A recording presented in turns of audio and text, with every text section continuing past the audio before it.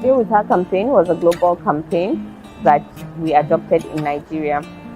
We have partnered very closely with the Ministry of Women Affairs, Ministry of Budget and Planning, Ministry of Justice, as well as the EU and UN to raise awareness against gender-based violence across the country.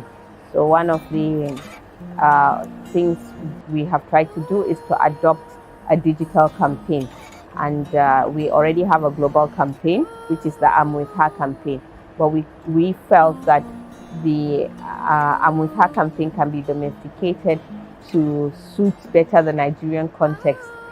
In looking at how to suit the Nigerian context, one of the things we did was to tweak even the name to be the I Deal With Her campaign, because we felt I Deal With Her will relate better with Nigerian audiences that I'm with her. And we launched the campaign in the Ministry of Women Affairs, and hopefully in the coming few weeks and months, we'll see a lot of digital saturation of digital activities to end violence against women and girls.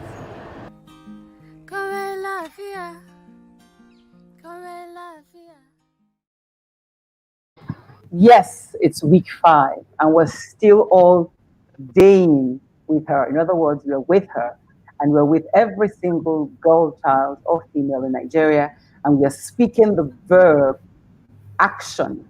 Be with her in changing the narrative. Be with her in protecting her, and be with her in amplifying her voice to stop all forms of abuse against girls.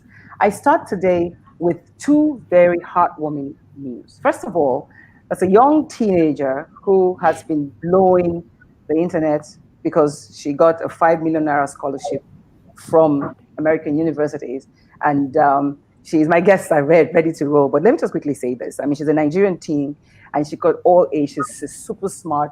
And I'm wondering what would have happened to this girl if the kind of story that came out in the past week of award of one of our award-winning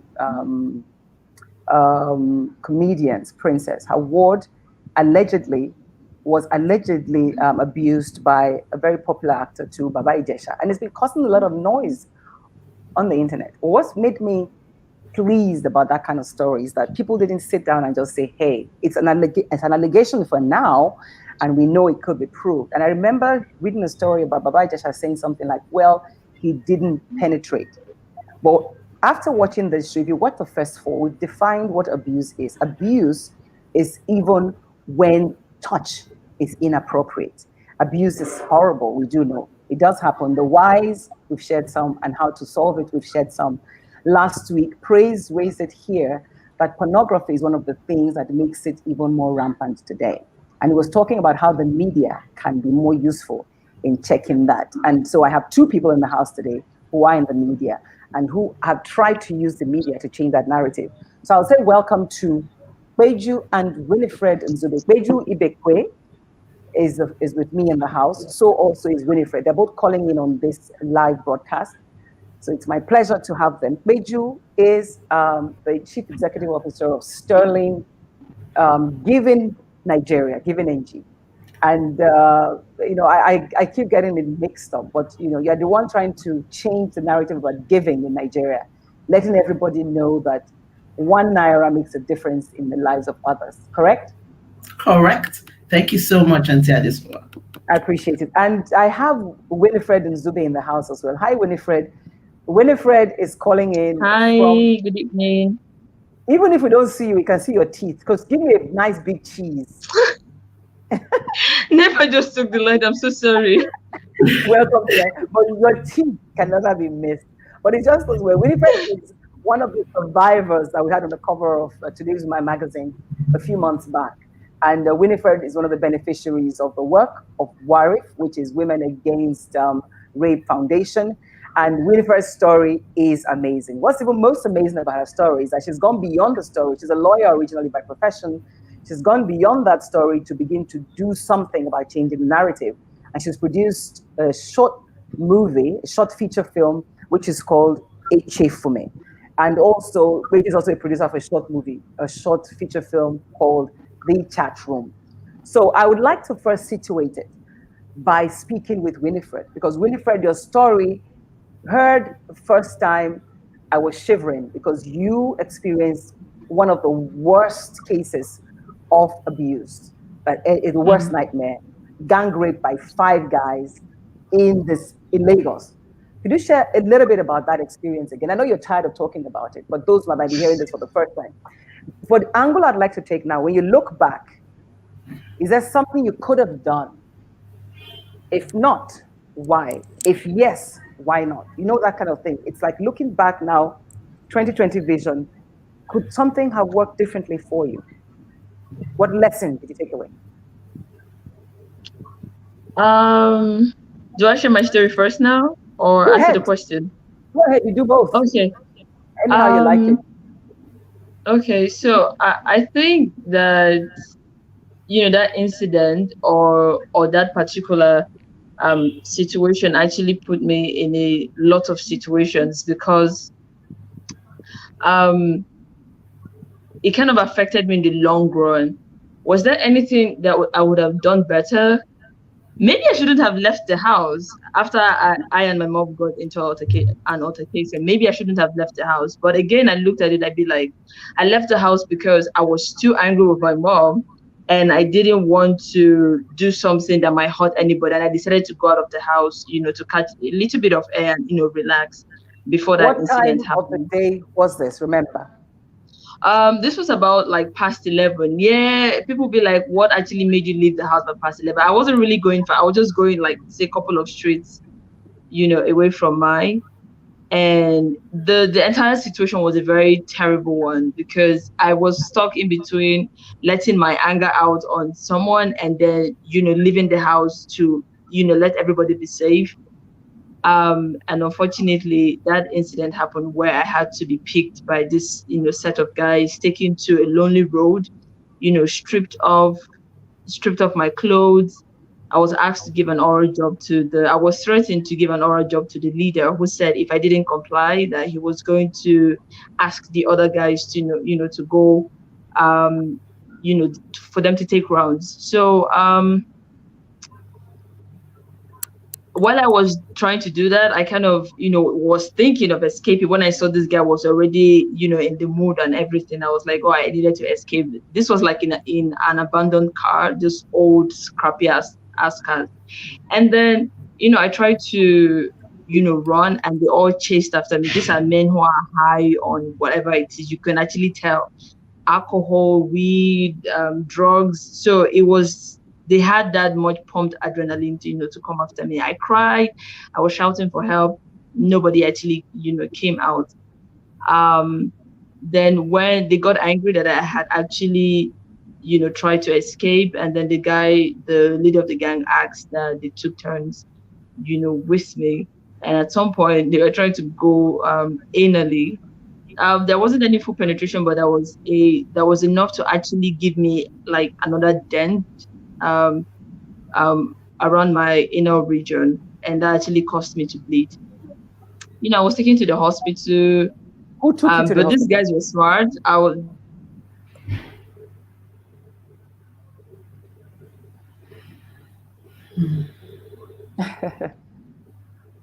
I'm recollecting this because it's important that people know how deeply you felt, which is what was the reason of the work that you do today.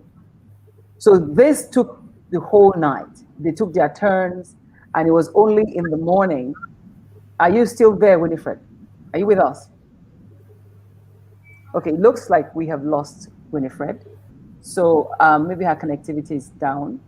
And as we're waiting for her, because there was a power cut before we started with her.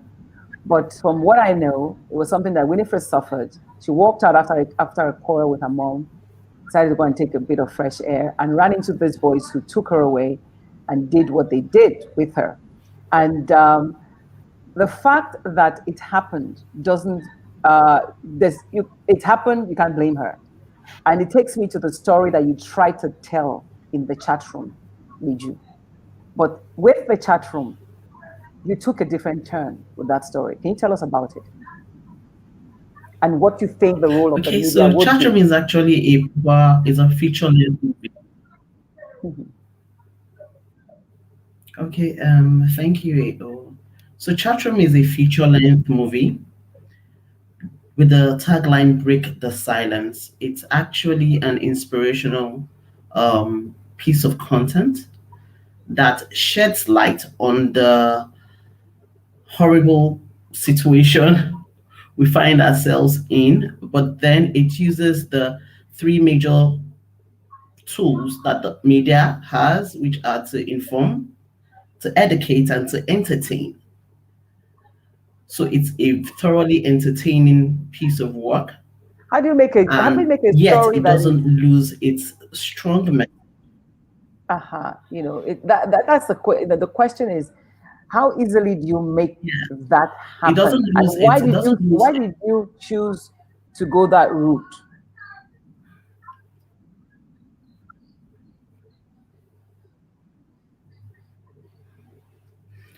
Okay, so the issue of gender-based violence is a social issue. Like the United Nations calls it, is a shadow pandemic. So it could as well be more dangerous, if not more dangerous than coronavirus. People are dying every day. Some people are living, but they have serious mental health issues. So they're as good as really, really dead just because of this shadow pandemic. But we also knew that it wasn't necessarily it's not a comedy. So the message had to come out, and it had to come out in a way that was palatable for us to consume, right? Because Mm-hmm. media is actually a reflection of society. So in society, we laugh in the morning, we cry in the afternoon, we play at night. So that is just what society is. So Mm-hmm. it tells a very strong story, a timely story. And it's really, like I mentioned, it's thoroughly entertaining and has exciting acts, like Mapororo, leading comedian. Yes, we do have some interesting acts, right? But then we do not lose the message. And You the know, message is the voice. what I'd like to hear from you though is what instigated that story? Because this story was long before the pandemic. You seem to have Exactly. identified that there was a problem. You were one of those who felt that this problem does exist. Was it inspired by a true story? If it was, Yes, tell it us was. about it. Yes, it was inspired by a true story. According to the writer of the story, it was actually the story of a lady that was a bartender that just happened to be used by several men. And when she would tell her story, she was raped by her uncle, had to run away from home and try to fend for herself. And while she was still fending for herself, she was daily still facing abuse. And we realized that that was the story. Forgive me, there's so many restaurants that it is normal for the girls to be abused just because they're serving you food, just because they're serving you drinks. So it's a challenge with society because somehow we have normalized what should not be normalized. Like, It is not okay for a man to hit your bum just because you serve him a drink and then you really can't do anything about it. And then it's not penetration, so mhm. deal with it. I mean, I remember recently some girls came out to complain about being hit by traders in the market. Some markets are notorious for that. In Lagos, in the Exactly. East, and the whole internet went down on the girl to say, "Hey, look, what is it? It's an innocent thing." So, tell me about that and your thoughts about it. While we're still trying to get Winifred I back up. exactly. So inappropriate touch is a type of abuse. So abuse is not just physical. There's mental abuse, there's verbal abuse. And yes, and I already mentioned inappropriate touch. You don't Mm-hmm, touch mm-hmm, me. You don't violate my privacy. It is my mm-hmm, privacy. So you don't just violate it. And mm-hmm, even verbally, you don't speak to me in some ways that demeans my person, that makes me feel less of who I'm supposed to be. It's a mm-hmm, violation of my human right. mm-hmm, mm-hmm. So tell me about how you chose to tell the story. You talk about this girl, like it's a typical story of most girls who find themselves working in hotels and restaurants, right? And did the writer or the director meet this girl physically, or somebody told, what was it like? Yes, he actually knew of the girl, met the girl, but someone else also now told him the details, because there were some details that he couldn't get directly from the survivor, if I will use that. If I will use that word.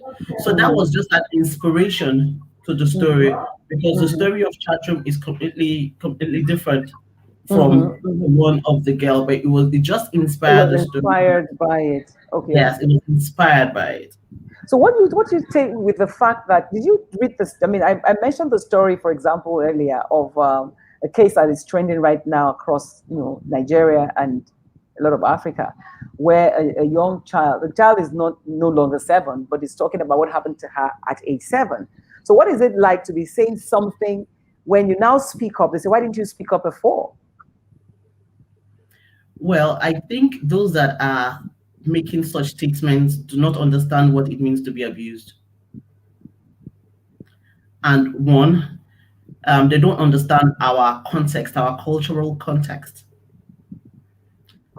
When you speak up here, you're almost at risk of being abused all over again at times, which is what we're finding with this girl. People are asking to actually see some things, and you never know. Those that now know her personally, we don't know what she's going through today, what they're telling her today. Notwithstanding that, a minor is a minor. At 7, you don't even know what's going on. At age 7, you're not even you cannot comprehend exactly if what is wrong or right. A child at age 7, a child cannot necessarily determine what is wrong or what is right. It might feel wrong, they might think it's a bit wrong, but then they are too young to be able to make such a judgment call. Or maybe they're afraid. And yes, and there's the issue of being threatened, also. So it's and that is why the media is powerful with reference to changing the narratives in society, because the media has the responsibility for setting the agenda and driving narratives and helping people to understand the impact of what they do or what they do not do.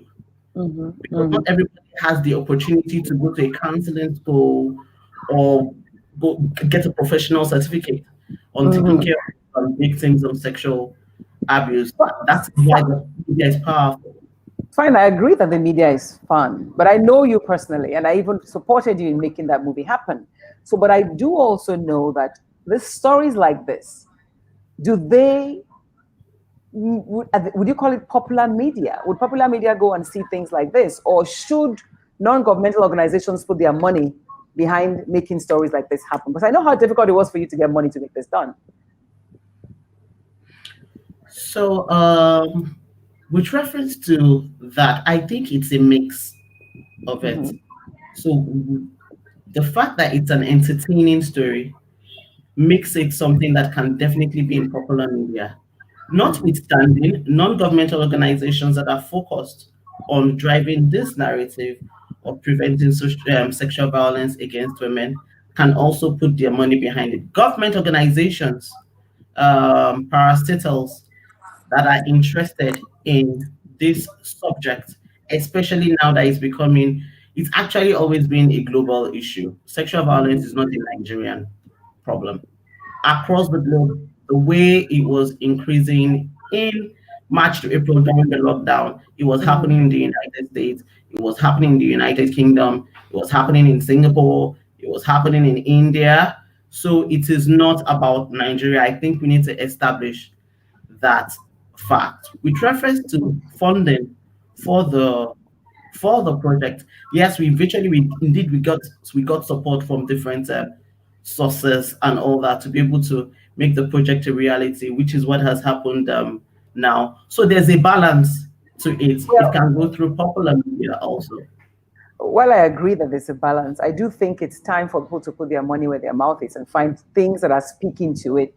and begin to make it, to make it move. I don't see why, for example, Echefuna, we're still trying to get Winifred back and her movie. Echefuna or the chat room can't be screened across Nigeria. Movies like that, screened, and people going to watch to educate people. So I just want to take a short break and take clips of that movie. Why am I saying this? I say this because sometimes when you see the problem, it hits home harder, right? Which is why I say, is it possible to tell this kind of story and be entertaining? So I'll take a break. Let's say clips of that before we come back, and hopefully we can get Winifred to join us after that. I've been violated. My whole life has been put on international TV. I passed my jam. I could not go to school. I've been raped. I've been disowned. And then you're coming to come and tell me nonsense about conspiracy what?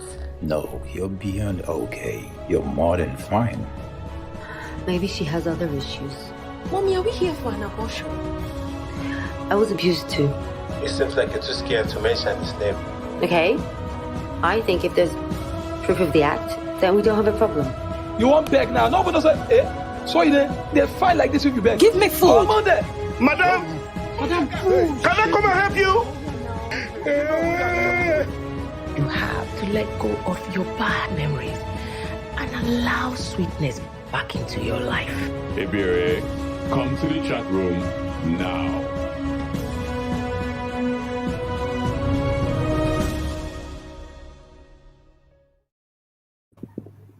That was a trailer to the chat room, right? And that was released last year. Yes, please. It was screened last. Yes, it was please. screened last year. Okay, so how's it doing? Yeah. Okay, so chat room has been released into mainstream. So it was screened at the residence of Deputy British High Commissioner's residence as part of the celebration for International Women's Day last year to celebrate women. Yeah.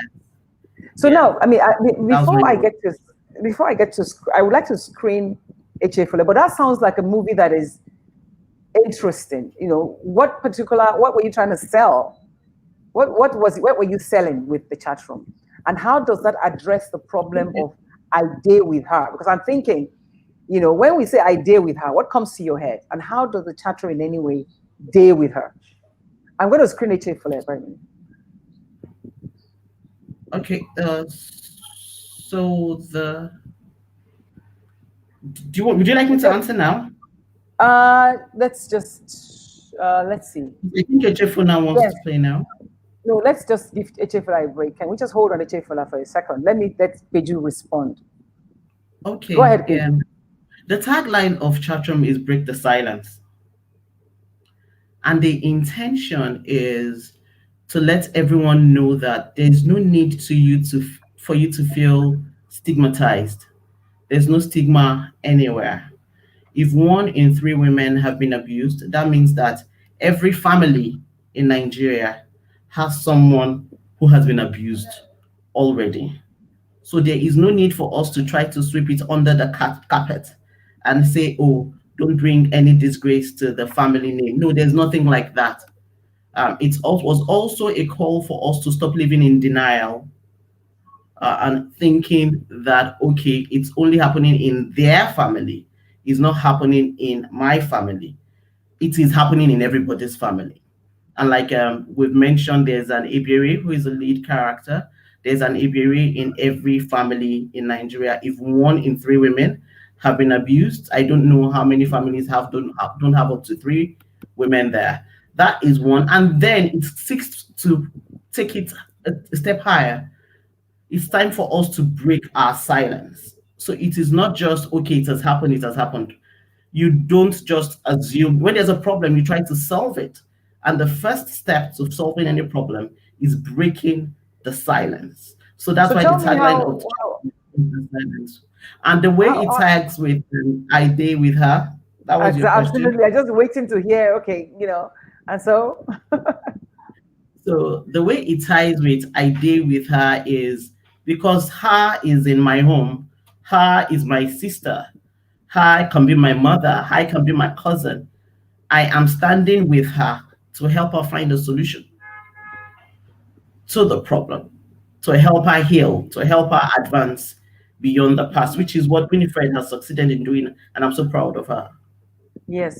Before we get Winifred back on, though, I just wonder if you've given the statistics as someone who is a regular Nigerian, how do you think we can get other Nigerians to understand the dire circumstances of something like 1 in 3 is like how you've told us that every family has it.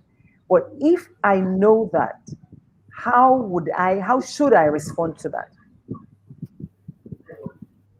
So if I get your question correctly, knowing the statistics, how should I respond? That's the question, right? Absolutely. First, I should not stigmatize anybody because they've been abused. I am in no place to judge anybody. I am in no place to make people that have survivors to go through another kind of trauma because of me. I should watch my words. Number one. Number two is there anyone around me I can help? Find a way to protect people around me. Get information on how I can protect girls and boys around me, because there's so much focus on women being abused. Men, boys are also victims of abuse. Know how I can protect the boys and girls around me, whether they are my blood brothers or blood sisters or nieces or nephews. Every boy, every girl, every child around me is my responsibility once I live in this society. My heart goes out to, for me, because we are today's woman, we're looking at the girls because they're vulnerable. So we do agree that boys, the numbers are higher for girls. So girls are very critical in society. I'm sure you agree with me that girls are very critical, because they said the abused, right, become abusers. So clearly it's important that we deal with that. But how would you respond to, I would screen HFLA very briefly. Winifred is trying to get back with us. She has some connectivity issues, but let's screen the movie that she's come out with, and then I'll sit with you to talk about it for another 5 minutes. So if you're ready with that, I want to see HFL, and she tells me that HFL means never again. It won't happen again, So so if we're ready with HFL, is there a glitch in the house? That's right. We'll play that now. That's right.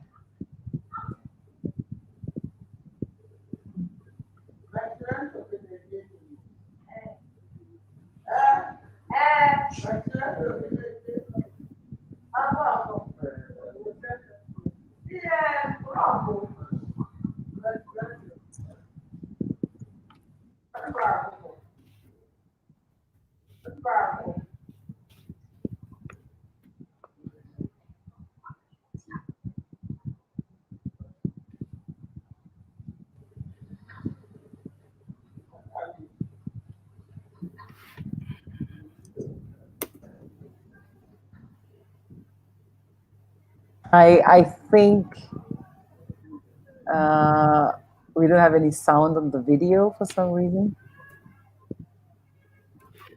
Hello. Okay.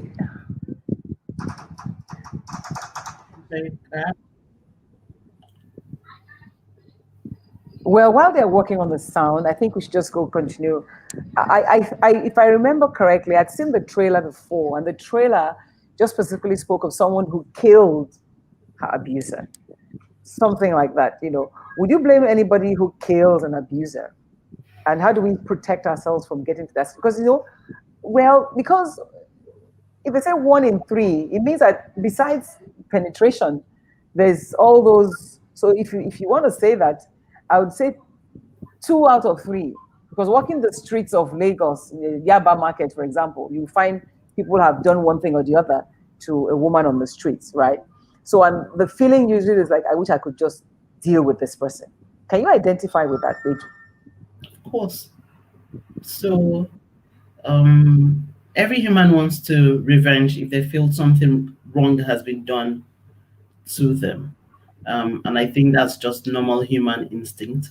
And maybe they also want to protect themselves to ensure that the abuse doesn't continue. Well, that is my perception. but the law has, I think it's about self-defense or something like that, and it's yes. So there's nothing wrong in trying to defend yourself, but I think what is even better is don't even put yourself in a place where you have to defend yourself at all if you can help it. If you can help it, don't put yourself in a desperate situation. Don't allow it fester. Once you start seeing the signs, start seeking help immediately from wherever you can find help. In the course of doing your work, in the course of research, what are some of the interesting things that you unearth about abuse in our society and how it's treated, besides the fact of stigma, which you mentioned earlier? Did you discover any things that are worth learning about the kind of people? Because you talk about culture, for example. Yes, I have mentioned culture. Our culture places the man above the woman. A woman doesn't necessarily have some rights. I won't say all rights. A woman doesn't have some rights. Maybe the major rights. Yeah, you definitely you can't talk back at a man.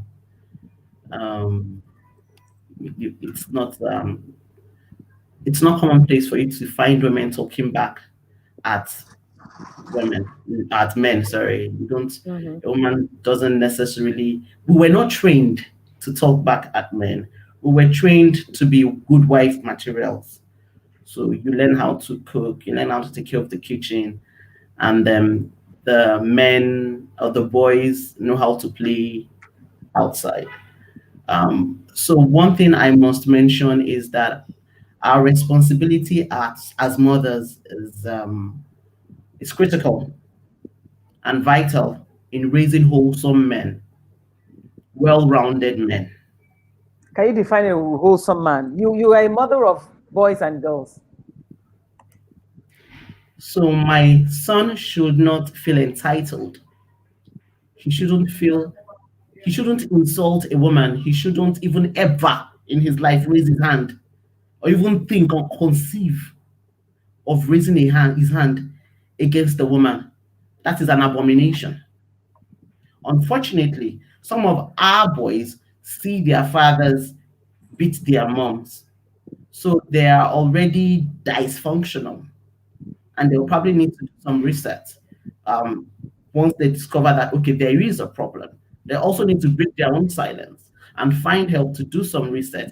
Else, they will repeat the mistakes of the past, even though most of them actually desire not to, because they could see the pain their moms went through. But if they don't find help, break their silence, seek help, and reset themselves, they would repeat it.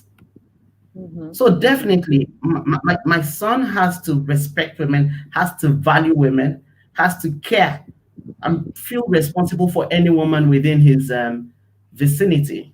There's nothing like he can't sweep. He must be domestic also. You should be able to sweep, take care of the kitchen, fix your own meals. Yes. So you believe that such a child will be less likely to abuse others? And hello, finally, I'm sorry this is so chaotic right now. I am really so sorry. This is like really beyond me. I am so sorry, please. I'm so sorry. I'm so sorry. Please. Apologies. Now we can even see your face. The last I saw Winifred, she had this gorgeous, long hair. She's a nice, beautiful, curvy girl. And Winifred went bald recently. I said, what's the statement you're trying to make? Because when I first saw Winifred this evening, I said, is this Winifred's brother? Guys, help me set up, Oh my God. I'm so sorry. So okay, I'm back with the hair? With everything. What happened? You took a break and we lost you for a bit there. No. So my data finished. They took the light. I was trying to get the gen running and then get data and the network. I'm so sorry, please. This is not exactly. But you've done it right, and you're not panting. I'm happy to see you here. I'm happy to see you here. We've been talking about. We've actually run the trailer for Chatroom, and Chatroom is talking about breaking the silence, and she's raised some issues I want you to respond to first of all, with her movie, she sought to show that stigma is wrong, and then there is hope, even at the end of a dark tunnel. You know, the story she told is of a young girl who was raped by her uncle, supposedly, and then a child resulted from that rape. But this girl went ahead to become a successful entertainer or something like that. She came out of, and you know, it's a story of hope. So is it correct to be selling such hope when stories are as dark as the one you just told us earlier about 5 men gang raping you on one night, you're taking a breeze? Can that one be hopeful? To be very honest, if we are to go by the human way, people would want to say you're trying to make a light of the issue. But to be very honest, I think that for victims like myself, or survivors, let me use the word, I beg your pardon, survivors like myself who actually go through this ordeal, it can be tough for us, yeah? But I don't think, personally, I don't think that that's the end of it. Yet an incident happened to you. It's like, say, God forbid, you entered an Okada and then you fell down from the Okada, but you're heading somewhere. Nothing happens to you. You fall down, maybe get a few bruises. You don't stop. You keep going. As much as that doesn't equate to the pain and trauma that comes with rape, I'm saying that if there is any woman out there who has gone through abuse, either domestic or sexual violence, I think that there is still more beautiful things to experience with your life. For me, as an example, I would not say that I've had it all smooth, because I know situations that arise and debrief from my past sexual abuse experiences, how they affect me, and I find myself sometimes beating myself up. And now there is a more conscious me that is trying to evolve past that pain and not putting my pain as the total of my life.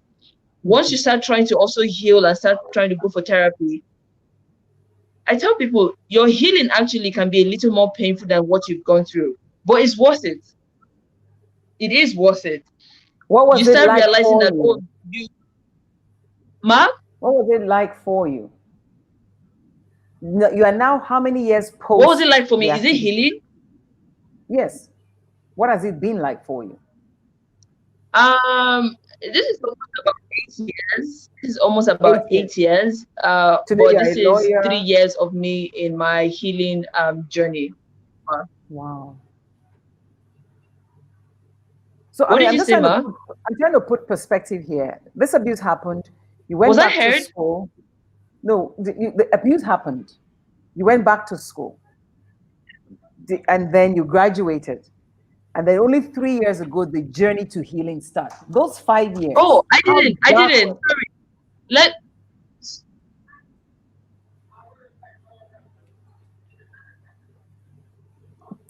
Okay, I would like to correct something. I didn't finish my university. I did not. I actually dropped off halfway because those my trauma were one of the incidences that started also affecting me, apart from finances, because I had lecturers in my department, quote unquote, the department where things are supposed to be orderly, were trying to sleep with me. One embarrassed me one time publicly and accusing me that I wanted to sleep with him, when reverse was the case. So I couldn't finish, and I didn't want to be put in a situation where I have to go sleep with a lecturer because I wanted good grades, which is not like I'm not an intelligent woman or anything.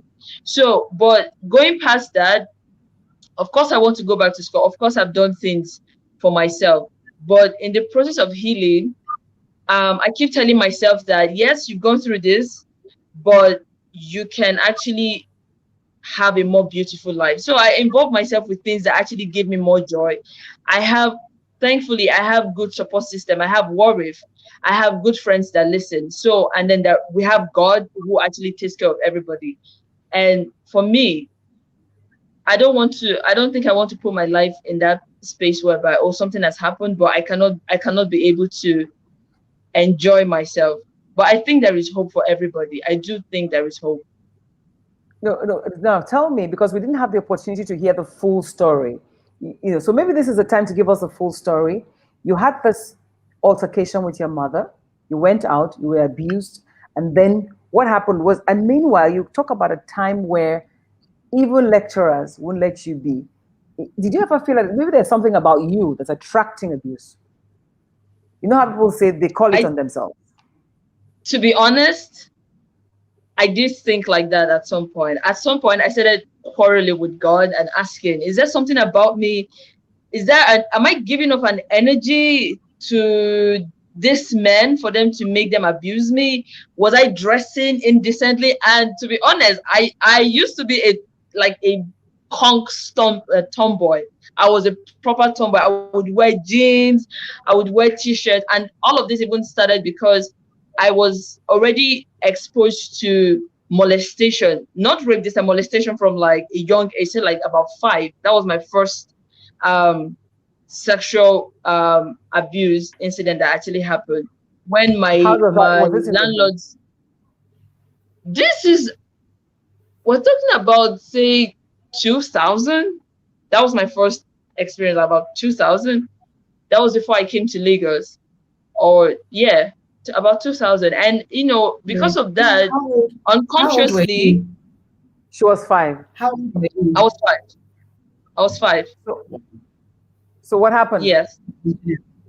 And then this guy would come into our apartment, and I was trying to drink water one day. The one I remember, I was trying to drink water one day. I came into the house, not knowing that he followed me.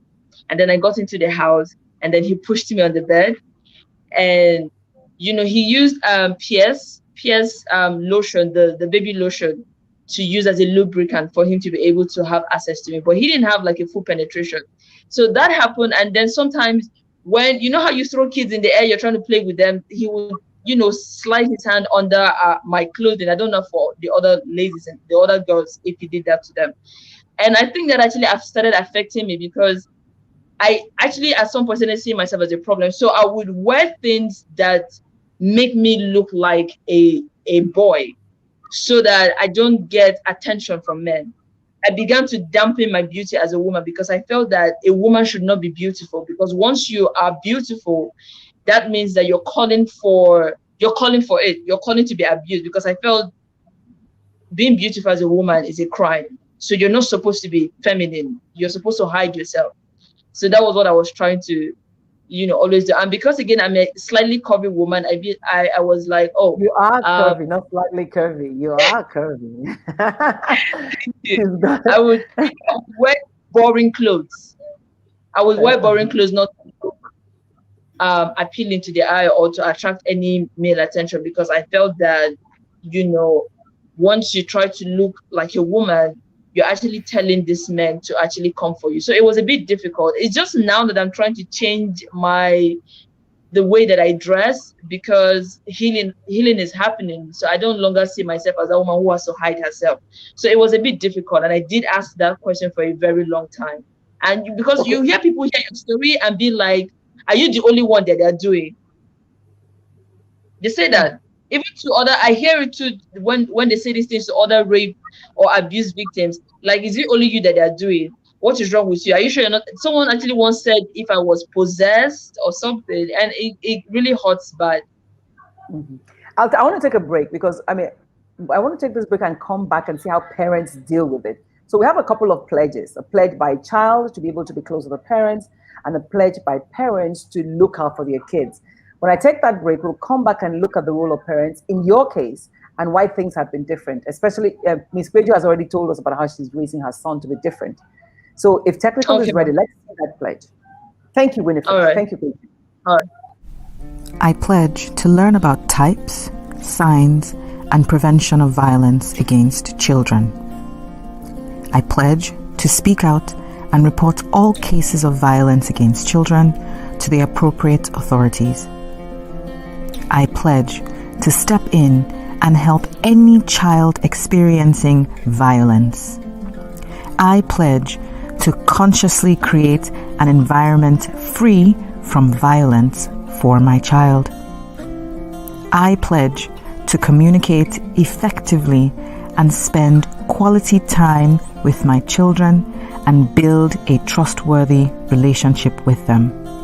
So, help me God.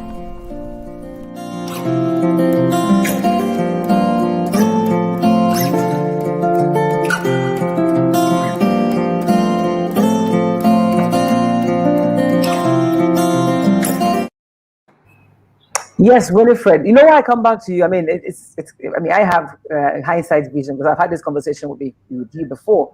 You said something about having a quarrel with your mother.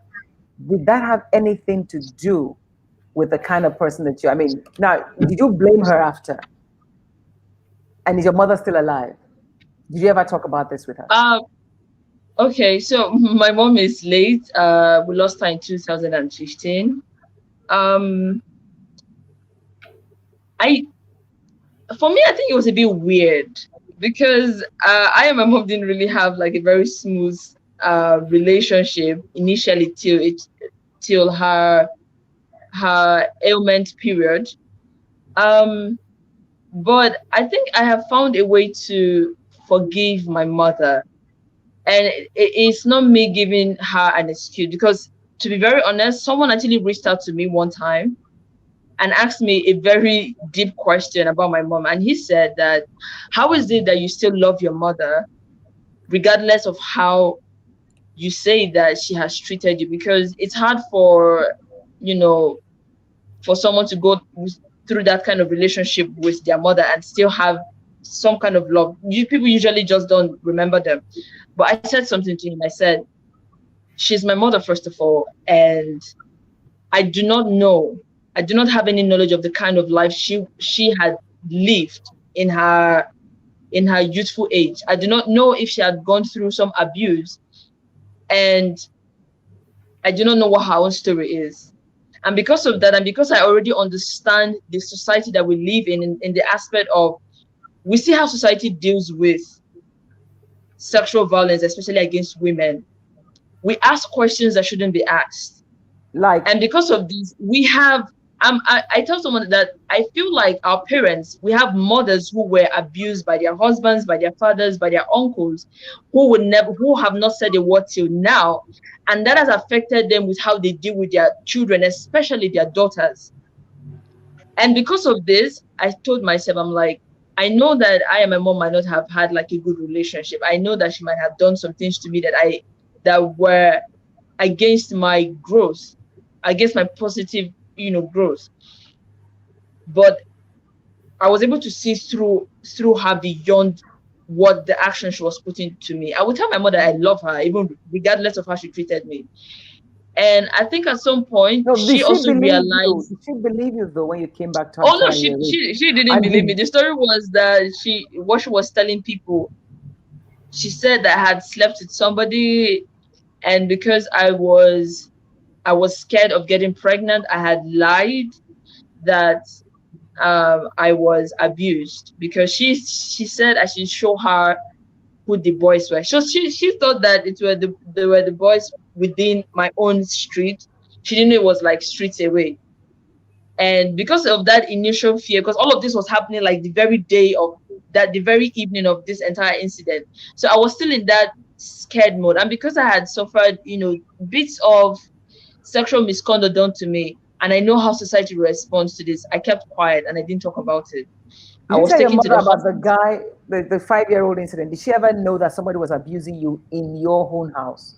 Yeah, she did, but I've never really been able to tell that story quite well, because how it started was that one day she called me, and then she said that God showed her in a dream that I had something to do with somebody that she knows.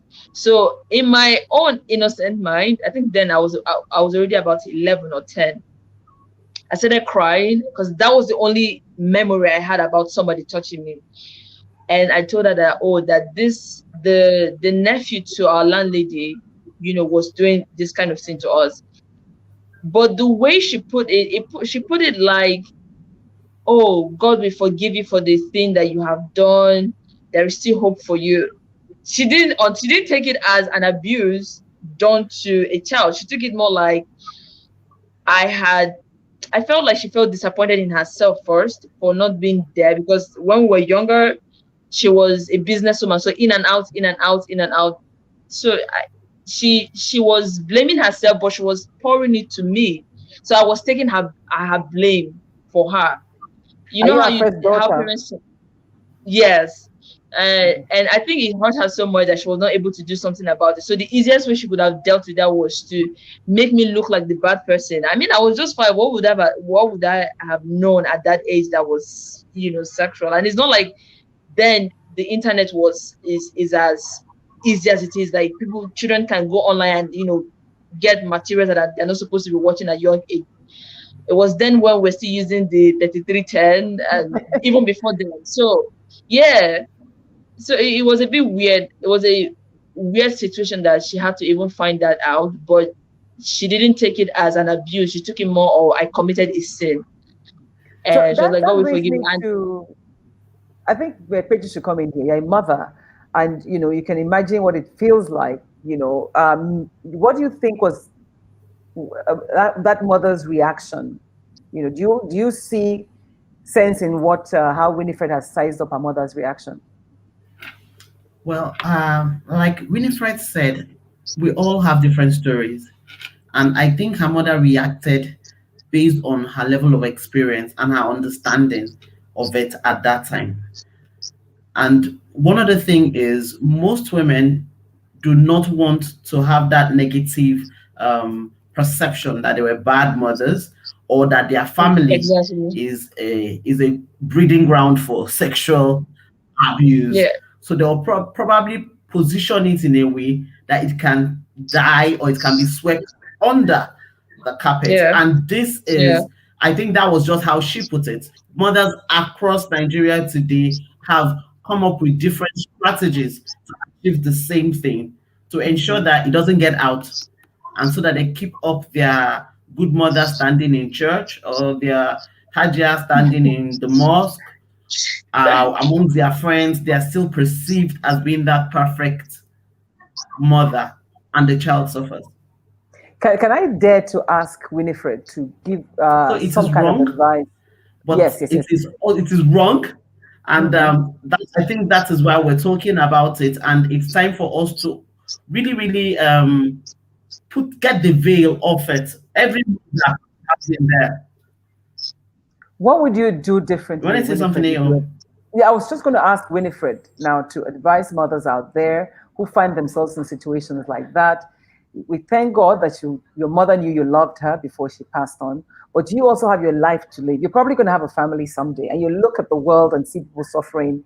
You're still healing. What would you say to mothers to help them to deal with this kind of situation? I would tell mothers that one of their roles as mothers is to protect and care for their child or their children, not just the women, the boys too. Mm-hmm. And if you don't give them the necessary tools, not just by your actions, but what you tell them to, you're not helping them. And I think mothers have more roles than just giving birth and saying, oh, I gave birth to you for 9 months. You need to show it. If it hurts you so much for you to go through a labor room for hours, you will do everything in your power to protect your child if you really love your child. And if your child comes to tell you that, oh, brother, this person has touched me, first of all, you should understand that as a mother, that could be anybody's child. The same way you would cringe hearing it if done to someone else. Think about your own child too. So when your child comes telling you, oh, uncle, this person touched me, or auntie, this person touched me, your first response is not to be defensive. That is when your protective mode should be up. You need to start investigating, because other children could follow suit. And this is your child we're talking about. That singular action can actually alter that child's life for a long time. and you're not even ready. To be honest, if people understood what it means to have to deal with the trauma of sexual violence, I think they would wake up and start putting in more energy into it.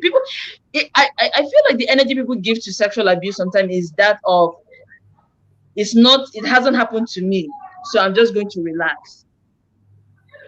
There's an adage that says that we do not feel the pain, or we do not cry when the coffin is not over our own roof. But once it's on us, we know how heavy it is. So I would advise mothers to start paying attention, start asking questions when you know something is up, start being attentive to how your child actually behaves. Mothers are not, I think a lot of mothers do not pay attention to changes in a child's behavior, and it's easy to overlook when a child has gone from an average normal kid to really completely withdrawn. I had the entire signs glaring out. I wasn't associating with the other kids in the house. I was always by myself. I was always a loner. I would want to do things by myself. I would stay indoors, stay by myself, engross myself in books, something to take my mind away from not feeling those things. All of those signs get there, not being able to speak up. I had all the signs, but because of the way, the African, I don't know how other mothers in the other world actually behave, but because I'm a Nigerian woman, I feel mothers should start caring more and stop being careless about the emotions of their kids. They feel like, oh, I'm paying for their school fees, I am providing what they eat, I am providing for their shelter. That's the ultimatum of their roles. It's beyond that. You need to pay attention to their emotions as well and start being sensitive. Deeper but then again, we have mothers who have actually gone through this experience. They don't even know what to do. So I think that's where healing and therapy comes in. That's when sensitization actually comes in, to teach these women, to show them. Some of them are carrying wounds too, and you cannot expect a wounded person to actually cleanse the wound of another person. So it's more of a back and forth thing that not just mothers but the society have to come together to actually work towards. I just want to see how is Echefuna, the movie, the short feature film you did, was that a healing process for you? How is that? What's the story? Mm-hmm. Oh, okay. I decided to do Echefuna as a way of actually, that was my own way of actually, shedding light on an experience that I had actually had a share in. And because I saw how mine was handled, I became concerned about how other cases were being handled. And that was me saying that these things are happening before our eyes and we are looking away. And these things don't happen from persons far from us. About 90% of rape, abuse cases done to women are within the people we know, within family, within our school premises, within uncles, aunties, a friend, your neighbor. They're not far-fetched. They're within us. So it's time for us to start paying attention to these things. So Echefuna is a story of the girl wasn't believed. I thought maybe she killed her abuser or something like that. No. Okay. It was a story of orphans, a brother and a sister staying with their uncle. So the uncle had been abusing this girl. So she has a brother who is dumb, who doesn't speak. So this man would pimp her out to other guys to have sex with her, while he also abuses her. So one day she goes out and comes back only for her to open the door of her uncle. She finds out that the uncle was getting an oral job from the brother who is dumb, and because he cannot speak, that actually adds to his own pain. So the lady girl gets riled up and tries to attack or question the man for what he did. In the process of the uncle beating her up, the young boy runs into the kitchen and takes up a knife and stabs the uncle. Now he's 12. She felt that protecting her brother was okay for her to actually take up his punishment. But the detective actually had mercy and referred her to a therapy center, which Warif was what we used in that story. So the whole idea is, this is rampant. And oftentimes the victim is helpless. But we are beginning to hear stories of survivors like you. And the more we share more of these stories, the better the society will be for it. But just as I round up, I want both of you to address this question. With a hashtag like I Dare With Her, with all society, everybody working towards, what do you think would be everybody's responsibility to get this done? How to get this done? How do we dare with her? I'll start with you, Peju. I think we have to deal with our legal system and put laws in place. Perpetrators. So I understand that 2 million women are raped in Nigeria every year. I don't see 2 million convictions, or even if not up to 1 million, even if it's just 50% convictions. I don't know what percentage of convictions there are. So many of the perpetrators get away with it.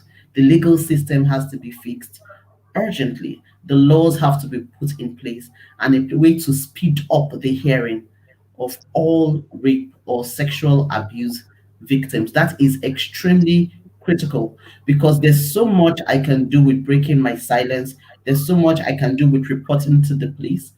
If I don't see it to the end, if the perpetrators are not given, they don't feel the full wrath of the law, people still feel that they are not protected and there is not much progress. That is critical. That's the first thing. Then in my home, I train my children. I train my siblings. I watch out for my children, like Winifred has rightly spoken to. In my community, I educate other mothers. I educate the lowest skilled people, because yes, we're speaking English here. There's some that are not literate. There's some that need this education. Those of us that are bilingual also find opportunities to educate those that didn't necessarily have the opportunity to go through formal education, like us, and spread the word and educate them. And yes, of course, the training of the police also. And I think Warif is already doing that, such that when they get the cases, they don't start asking you that, why did you also wear miniskirt? Thank you. I think those are my few words for now. Thank you, Peju. You gave me 3 options, and I love that. First of all, ensure that the legal system works. Second of all, train your children, right? Third of all, spread the word. And I'm happy to know that Spotlight Initiative, who's supporting this whole campaign, who's championing this campaign, has the campaign in different languages as well. So what are your top 3, Winifred? What are your top 3 that we should do? Because I know you reported your case, right? Even though mommy didn't believe you, you went on to drop out of school because you were facing the same problem, and you have lived literally all your life in abuse. But today, you're picking the pieces because you've chosen to seek help and you're in the healing process. Am I correct? Yes. So you know, so you can give me 3 things I think would work to help this idea with her to be successful. I would like to agree with what she said, but on the part of education too, enlightenment is brilliant, but I think a step further into having, because we have more of these cases in rural communities that do not speak English fluently. So we should have people that can actually communicate these enlightenment programs in different languages that the rural communities can actually, listen to, explain to them in a way that they can understand, or in languages that they can understand about these issues. The men too, I see a lot of men who do not even correct their own fellow guys, because now my guy, men should start holding each other accountable for how they treat women. If you're a man, it's not enough that you come out and say, oh, stop raping women. If you have a friend that you hear or just committed the crime of molesting or abusing someone, you owe the society a responsibility to make a report and see it through, just like Mrs. Peju said, to the end.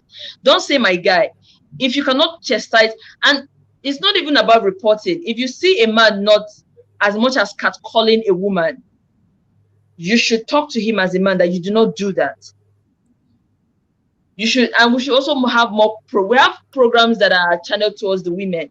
We should start having programs for the men to teach we should have responsible men come out and say, okay, we are going to start having a campaign or having programs that would teach men how to respect women, because it is from someone who knows better that would be able to teach others how to, how to act better. Mm-hmm. Winifred, I must go, I have just about a minute, but you did say something that you say, is it only you? It happens everywhere. Yes. It looks like we have all come to accept the fact that this is what it should be.